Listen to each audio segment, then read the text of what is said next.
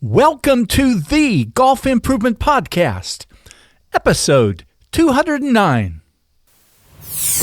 Welcome to the podcast for golf lovers and enthusiasts who are looking to take their games to new heights. Dedicated to custom club fitting, short game improvement, and effective practice to improve your golf game. This is the Golf Improvement Podcast with your host, Tony Wright.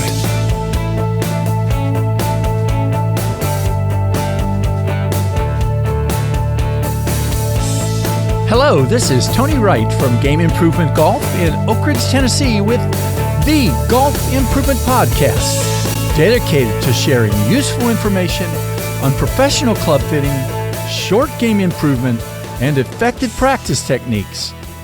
Changing golfers' lives, one golfer at a time. Peter Arnott and Dr. Ian Renshaw have written a fascinating and valuable new ebook that they titled Swing Like Tiger. As we discussed in the interview, it is very much about the different elements of Tiger's learning process that led him to the golfer he became, and also lessons that golfers can use to help them improve their golf games. I had a lot of fun getting to talk with Peter about this ebook, and I know you will too. Tony Wright and Game Improvement Golf, changing golfers' lives, one golfer at a time. Hello, this is Tony Wright with episode 209 of the Golf Improvement Podcast. And I'm delighted today, after a little bit of soul searching and finding the best way to get the recording to work today, to welcome golf coach and motor learning expert Peter Arnott, who, along with Ian Renshaw, and I think it's important to make sure I mention him too, wrote a fascinating ebook, Swing Like Tiger. And it uncovers some of the secrets of what has made, and nobody says Tiger has to say Tiger Woods, it's just Tiger. What has made Tiger so successful? But I've gone through the book twice, and the first time it was like, what can I get out of it about things to make golfers better? But when I read it the second time, it was like, gosh, these are so interesting, the stories in it that you've been able to pull together. So Peter, thanks for doing this book. And we're going to talk about not nearly everything that's in it because there's so much, but some of the things that are in it. No, thank you, Tony, for having me on. And it's quite have this chat. Yeah. We'll talk a little bit about your personal story. You've become an expert in skills acquisition and motor learning, and you're also a coach. But you made a statement, I think, in the book, knowing what I know now, I did everything wrong trying to get better at golf. Yeah, I mean, touching that briefly, I came later to golf coaching, so I was had another job. I was in IT. Was a kind of recreational golfer, half decent amateur, and yeah, I mean, Northern Hemisphere, Scotland, wouldn't play that much in the winter, and then I would maybe get intermittent lessons just as we're coming up to kind of Masters time here as kind of the start of the golfing season. And I'd expect miracles. I've not played much golf over the winter, maybe once a week, and then go for 1 or 2 golf lessons and expect a miracle. Looking for quick fixes, reading magazines. YouTube wasn't as prevalent back in the noughties and the late 90s, but read magazines for quick tips. And I was chasing good, but just not understanding how to get good. Yeah, what a choice of words, chasing good. I love that. Yeah. And I think if I find a lot of golfers, I'm a full-time coach, 40 plus hours a week in the summer, coaching all levels of golfer. And it's something I often come up against is and I've been in that space before, the kind of lack of understanding of what it actually takes to get good at something. And I think that's not, once you start talking to somebody in their own domain, say they're running a business or whatever, then they begin to understand that, golf is not devoid of hard work and time spent on it. Yeah. whereas a lot of the industry is the golfing industry, and the narrative around the golfing industry, I find, is very much quick fix. Yeah, for sure. Don't know if that answers your question, Tony. Well, I think it does. And so, I mean, what sort of got you really excited about the kind of, academic stuff that you did to do? I got lucky. I really did. I got lucky. I changed my career, had an opportunity to change my career about 13, 14 years ago. Went back to college, university, and one of my lecturers was Graham McDowell, not the Graham McDowell, another right, Graham McDowell. Right, yeah. And Graham was doing a master's degree in this area at the time, and I was going down the rabbit hole of thinking that, I needed to know everything about how somebody swings a golf club and technique. And Graham sent me a few academic papers of skill learning, and it just clicked. It just it made sense to me. It's how I learned as a kid. We had no practice area. We just went out and played lots of golf and practiced on the golf course. And I'm not saying I got to an amazing level, but a lot of it got pretty good. And yeah, it just made sense. So I was lucky Graham was studying that, and then the more I read, the more I thought this is an area that really interests me, and I'm extremely passionate about. And I think you said something that really relates to the book. I mean, the book is not really about how Tiger swings the golf. It's not really about how Tiger swings the golf club. It's about all the different pieces of what he did and what he learned and how he learned helped him to be who he is. Absolutely. It's some stories about Roundy's development, how he practiced, how he developed his unbelievable skill levels. And yeah, we in hindsight, we named it poorly. But yeah, that's what would you say, having read it twice, Tony, what would you say, what sings out to you about the book? How his development just progressed and allowed him to get better while continuing to have the enjoyment of playing. This was a question later, but the number one thing that jumped all over me was hitting the ball flush, right? Mm-hmm. Because I'm a club fitter, and hitting it flush is everything about what I do. If I'm not working with somebody and they're not hitting it flush, then what am I doing, right? So that just jumped at me. His ability to just be a sponge, mm-hmm.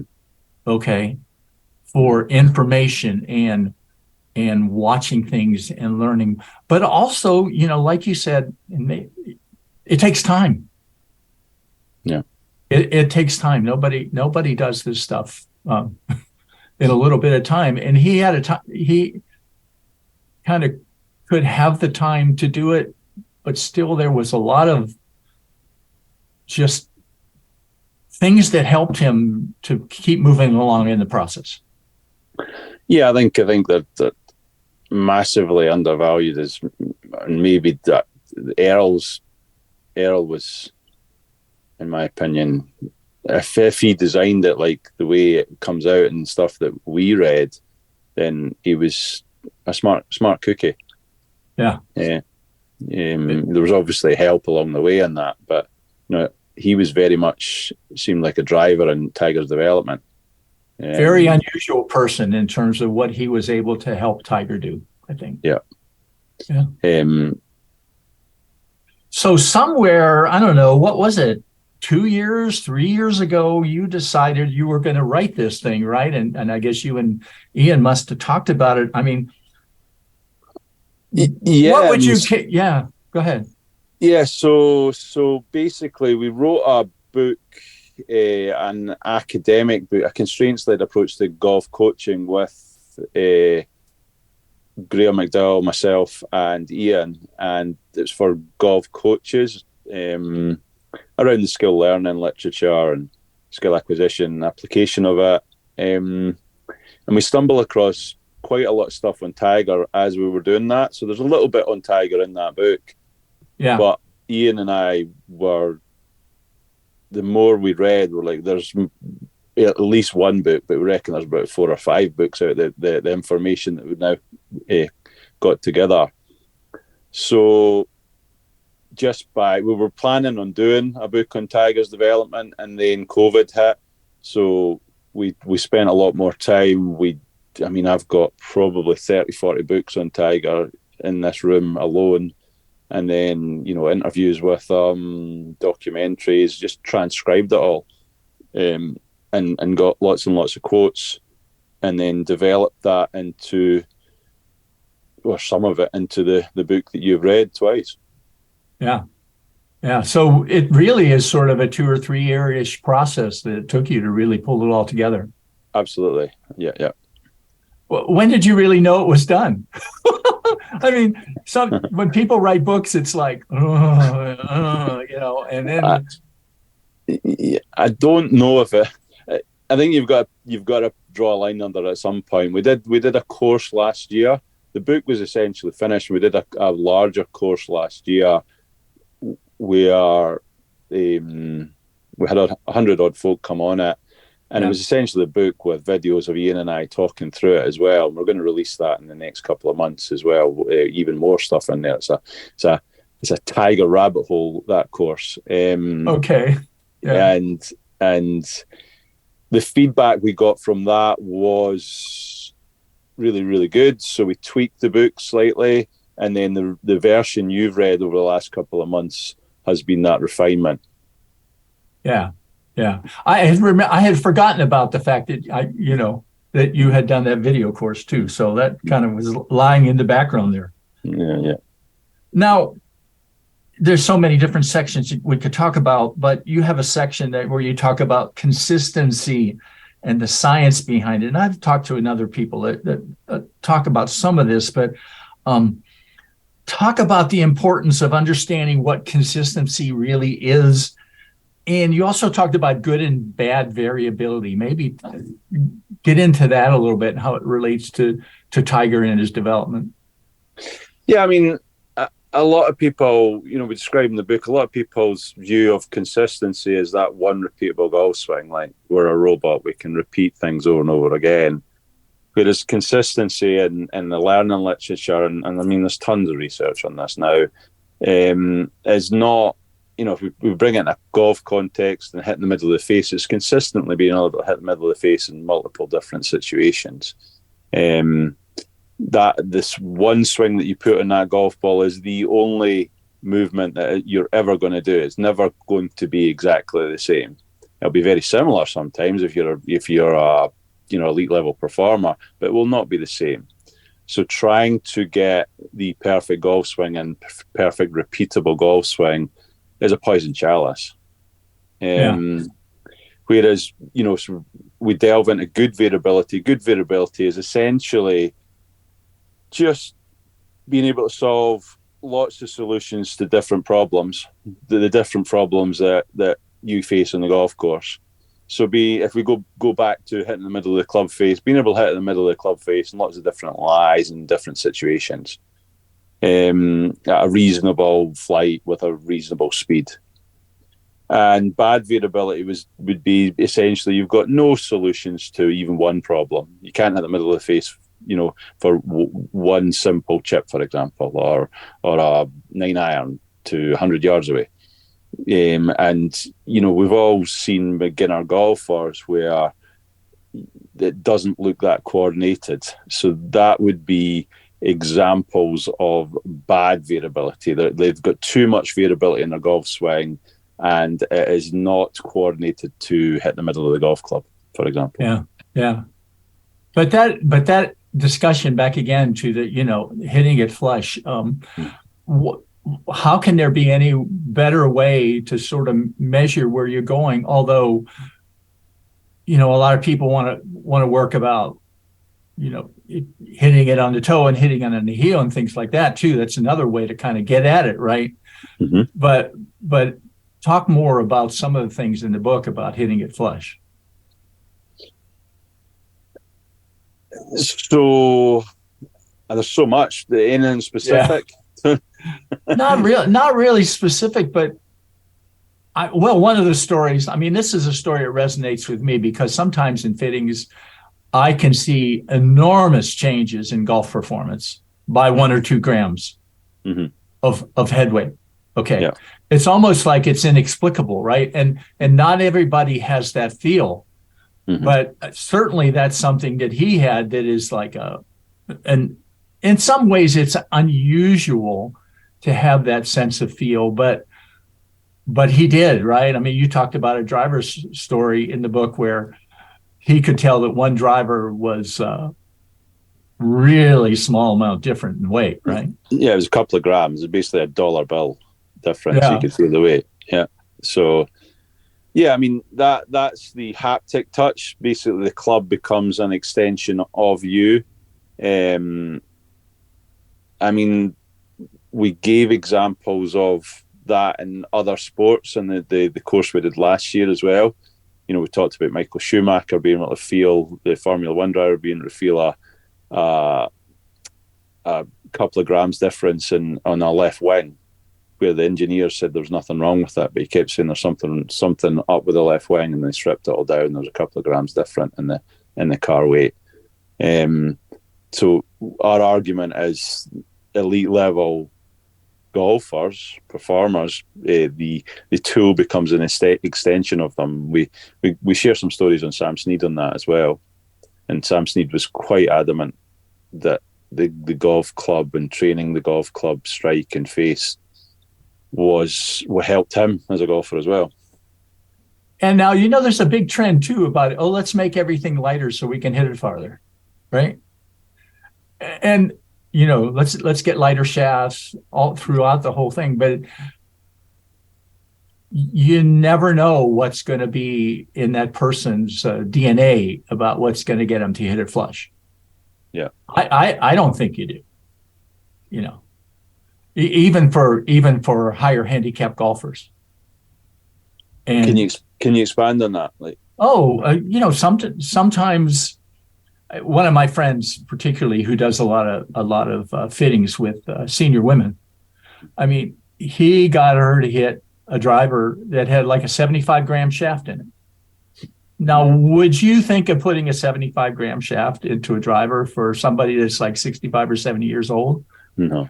You know, normally you don't do that. Yeah.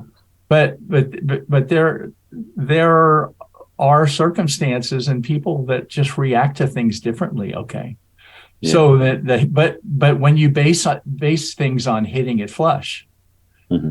then you're looking for that and searching for that. It makes a huge difference for people. Yeah, you've got the end in mind, the most important thing. Yeah, right. Like, absolutely, the most important thing. Find the middle of the face, and I suppose an argument in chapter 2 is that Tiger, because it was the tool was an extension of him, he could pick up any weight of club and still hit the middle of the club face because he's so highly attuned to the tools of his trade. Although some will suit him better than others, of course. Oh yeah. Now, and sort of that gets to another part that you talked about in the book, and that was, you know, him carrying his putter around. You might want to talk about that a little bit, but also that when I went back and looked at the book on Monday, the little story about when he was on TV and he was going to make a putt and what he did. Yeah, so we make a kind of loose observation with regards to he was given a putter about 8-9 months years of age, maybe slightly older, and he carried, instead of like a teddy bear, his teddy bear was the putter. He dragged it around with him all over the place, and we make the argument that, you know, he was becoming more aware of that tool, that golf club, as he dragged it around. And we give an example of one of our friends did a little experiment with regards to beginner golfers, and the beginner, he split them into 2 groups. One group basically did the basic exercises in the class and then practiced as normal in between lessons, and then the other group, basic exercises, practiced as normal, but then used the golf club in the house to basically switch off lights, just held the golf club as much as possible and manipulated in the house as much as possible. And what he found was that the ones that did that accelerated their learning much quicker because they became more aware of what that tool could and could not do. Yeah, that's an amazing story. But tell the little, was it Michael Douglas, the Mike Douglas show? Or I forget Mike what Douglas. show it was. So basically, he's having a part. Bob Hope's there, Jimmy Stewart's there, and he must be he's a couple of years old at this time, and you can see he's visibly nervous, and he misses a couple of 5-foot putts, and he's playing against Bob Hope, and then he just picks the ball up and puts it like 1 inch away from the hole and holds the putt. And that's a classic example of finding your kind of stretch point, finding your own challenge point, and in the learning literature, call it task simplification. It's just making the task easier so that you have success. It's really important to have success when you're learning so that you do it more. Yeah, I just really laughed when I remembered that one again. It was great. But that kind of walks us into, the concept you talked about too of, Tiger Par. And, Tiger Par relates to, I'm sure all the Operation 36 that's going on, things now with some of those guys, which I think is, maybe those guys heard about Tiger Par and it just clicked. But finding a course that works for you and how he did that through his, young ages, right? Yeah, I mean, if you look at Errol's book, Train Like a Tiger, they talk about the green back approach. So basically start from the hole and then move back. Then they designed, Earl and his first coach, Rudy Duran, designed a Tiger Par for him when he was playing longer golf courses. So if it took him 6 good shots to get to the green, then it would be 6 plus 2 putts. So his par would be 8. So then he had his own par. He had autonomy. So he was having success. His motivation was up because he wasn't over par all the time. And then in a later interview, it's only a few years ago, saying that it taught him how to be under par because he was always under par through his development. So he developed to his own par. So he was consistently under par. And he had that mindset throughout that he could understand about what being under par was. Absolutely. There's a great story in Rudy Duran's book how Tiger shot like 6-7 under to his par, but Rudy was like he just couldn't hit it far enough, but he did not miss a golf shot, and he was like 5-6 years of age. Wow, that's amazing. Now, the other thing that he did that you talk a lot about in the book, and there are a lot of tools for all of us to do this, is observational learning. And I don't know if his dad taught him this or he just gravitated to that, but he was a sponge, wasn't he? Oh, a massive sponge. I think his dad, I think he was encouraged by his dad. And I don't think it was just his dad as well. It was his mum, I think, is a kind of silent partner in this, but I think she was extremely influential as well. We've got quite a bit of stuff in the Buddhism part, but I'm going off track here a little bit. But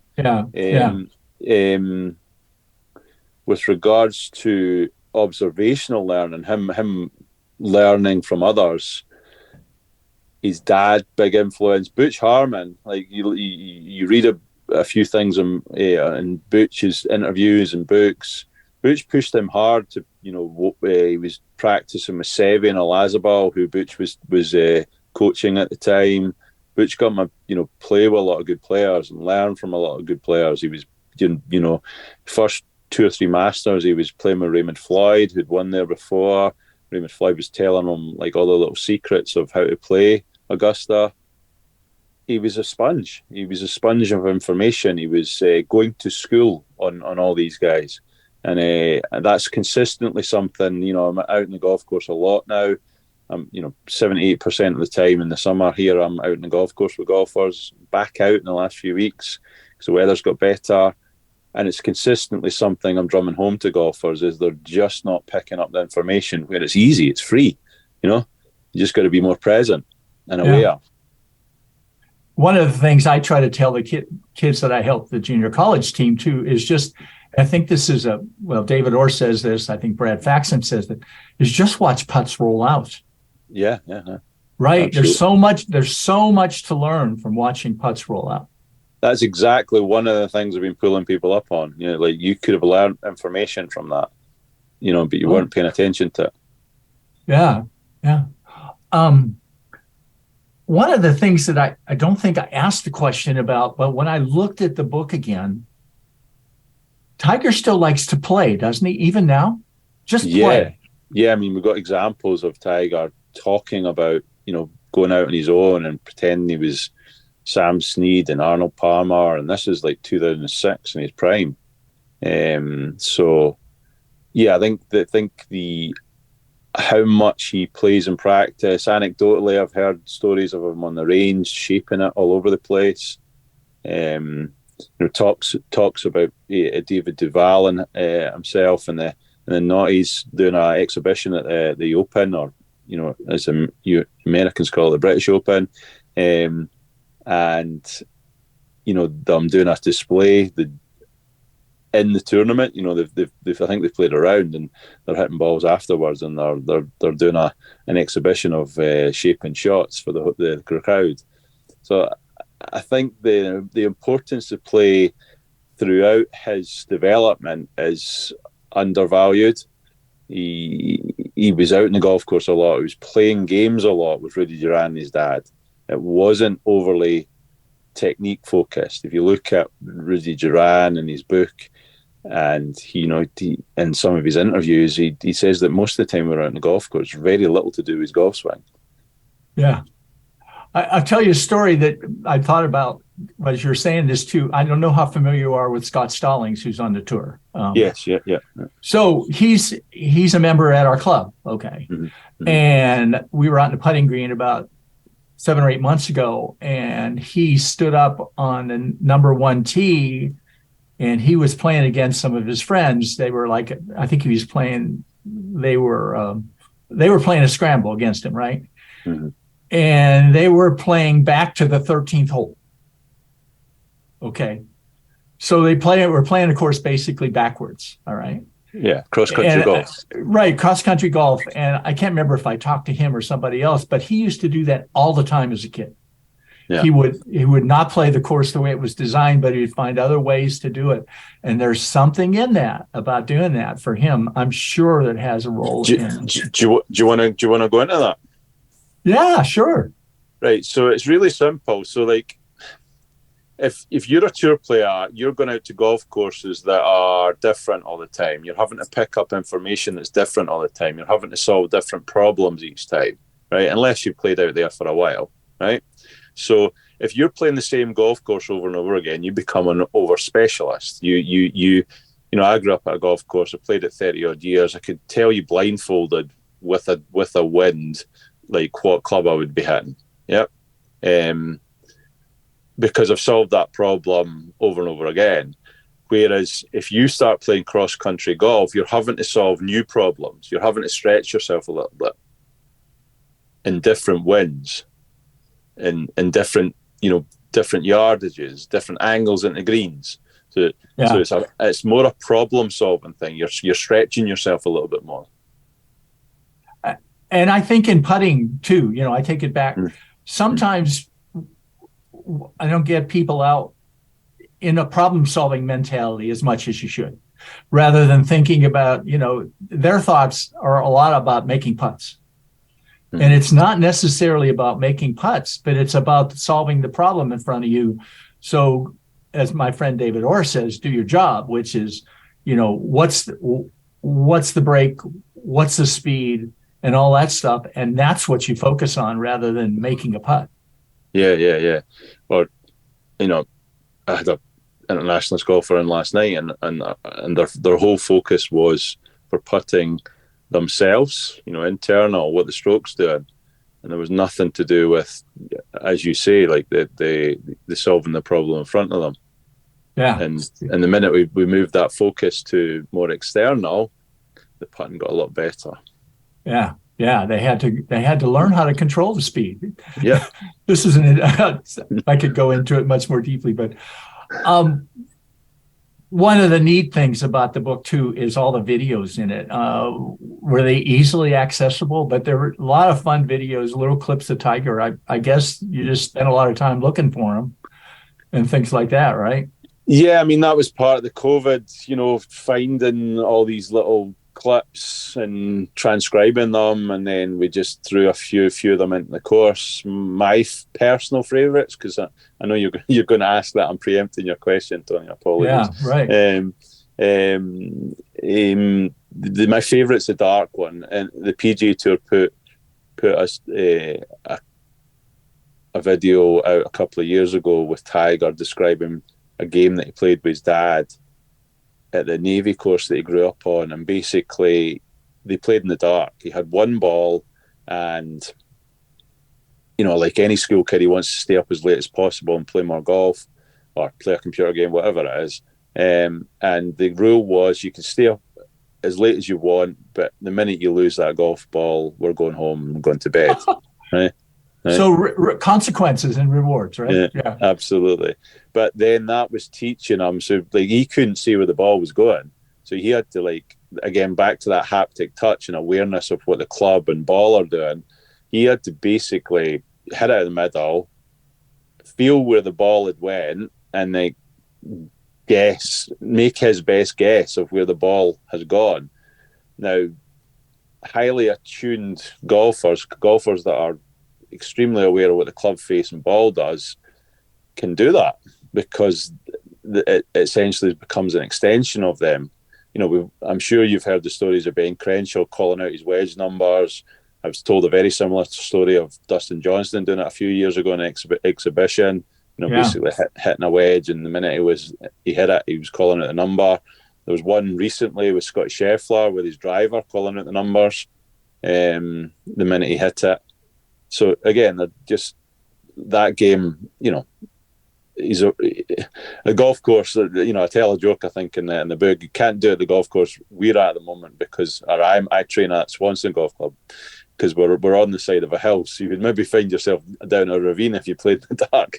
But I love that game. I think it's just intuitive. He's got to be so aware of what he's doing. And I still remember the hole that he played, and I can't remember if it's in the book, but he played a hole in a tournament where they were finishing, and they just wanted to get done, so they played basically it was in the dark. They tried to amp up the camera settings as much as they could, and it was still dark. Yeah. And I think he hit it to 6 feet or something from 150 yards. Yeah, right? It's in the book. Yeah. Okay. Yeah. I couldn't remember if it was or not. So, yeah. That example is in the book. Yep. But essentially pitch dark. They could only see through camera phones and lighting when he hit that shot, because they wanted to get done. And the other favourite one is actually not on Tiger. It's on Steve Williams. So Steve Williams, when his old caddy of 10, 15 years. Steve Williams had caddied for Greg Norman, Raymond Floyd, Peter Thompson, Ian Baker Finch. So he'd caddied for multiple major winners before he came to Tiger. Greg Norman being world number one as he was caddying for him. And in this interview, Steve Williams was asked about Tiger's practice, and he said he practiced differently from all the other guys that he'd worked for before. And he gave some examples how in practice rounds, Tiger was simulating all the shots that he was going to face. He was throwing it in the junk, as he called it, and hitting it out of there and simulating what the ball would do out of those conditions. And then we give an example in the book, Rocco Media and the playoff in the US Open, right? Yep. Or and Tiger spraying it everywhere, and Rocco saying, "I cannot believe he's just hit that shot in the green." But Steve again was like, he's practiced all these shots. Yeah, amazing. Well, you're right. You're coming up on the last question, which is, and this is really, this has been a great interview. It's terrific fun to get to hear you talk about the things in the book. any few important other things that you want to talk about related to things you learned in creating the book, surprises that just really affected your coaching, and any little, final words for golfers that you want to talk about?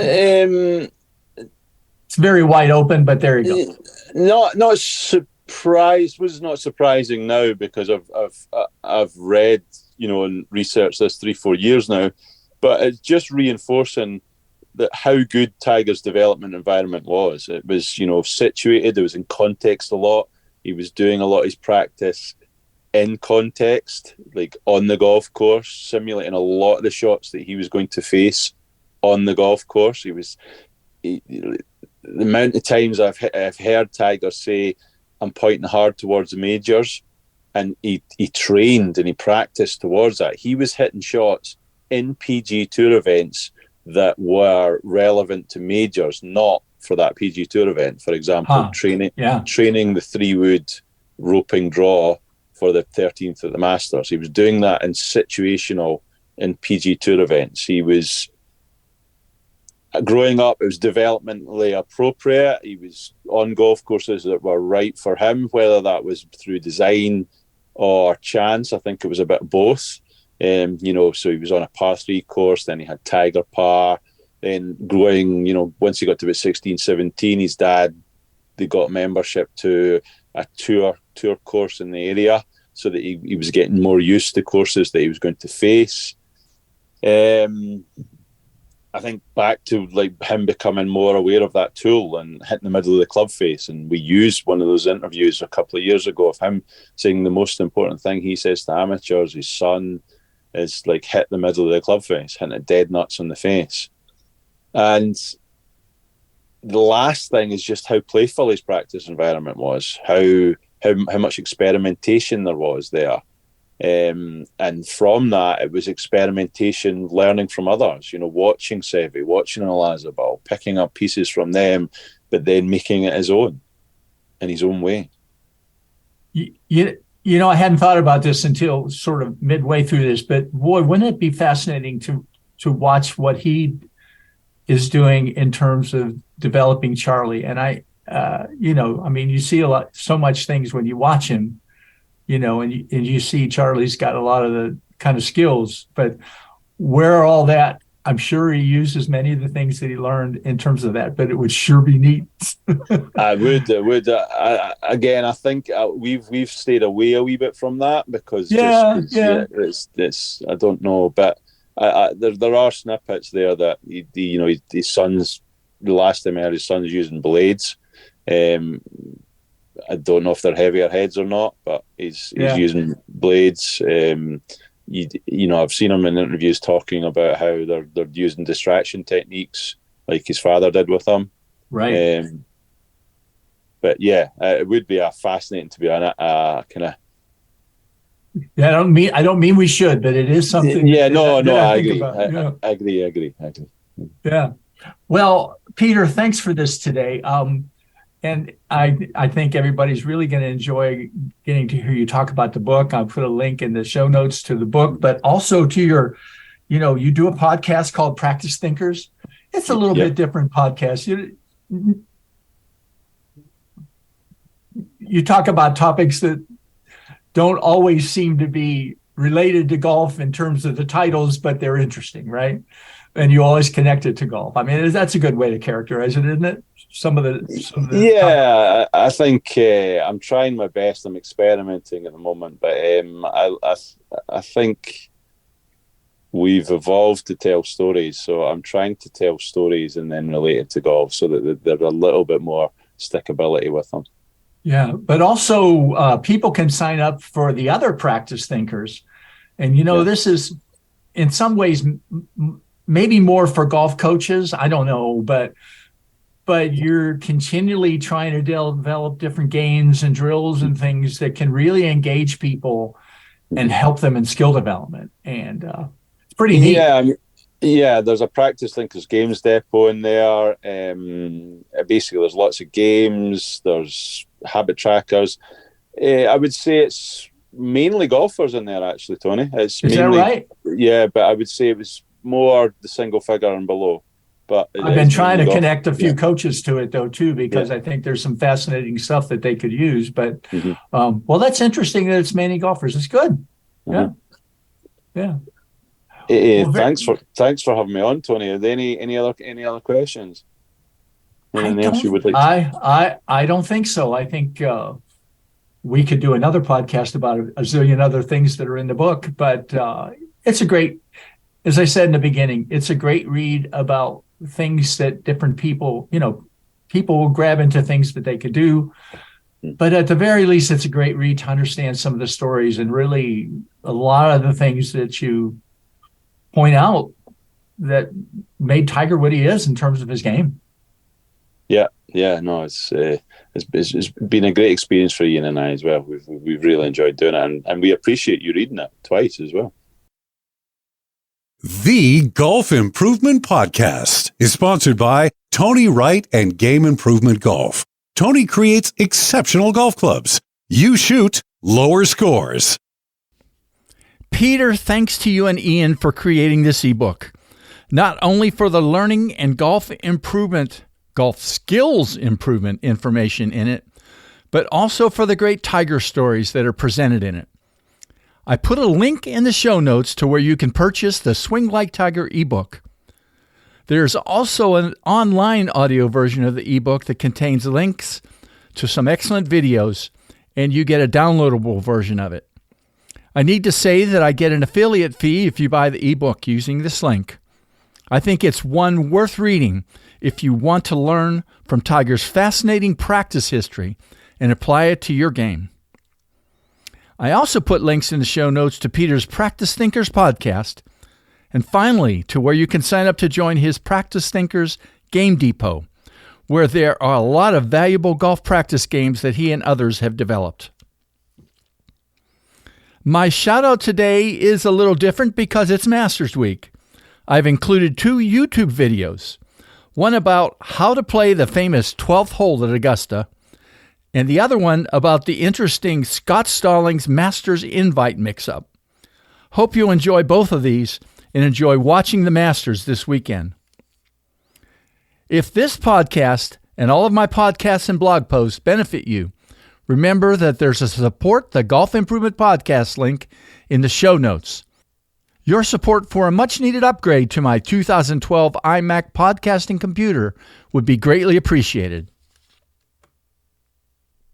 Well, that's it for today. It's likely that I won't be sharing a new podcast interview with all of you for about 3 weeks, but hopefully back on Friday, April 28th. Until then, take care, God bless Ukraine, and God bless America.